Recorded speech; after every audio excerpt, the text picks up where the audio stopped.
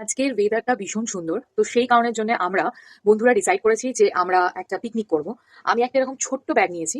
সপ্তর্ষিও আমার সাথে যাচ্ছে। সপ্তর্ষি প্রচুর কিছু নিয়েছে।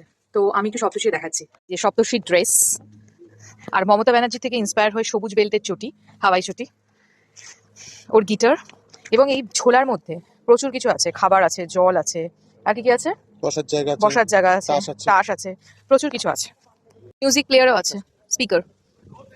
আমরা তারপরে সবাই মিলে জমিয়ে আড্ডা, গল্প, তাস, গান বাজনা, একে অপরকে চেনা জানা এবং আরও অনেক কিছু করলাম। আমরা যেন এই সুন্দর প্রকৃতির মধ্যে সবাই মগ্ন এবং ভেসে গেলাম। আর তার সাথে সাথে বাঙালিরা যেখানে, খাবার থাকবে সেখানে।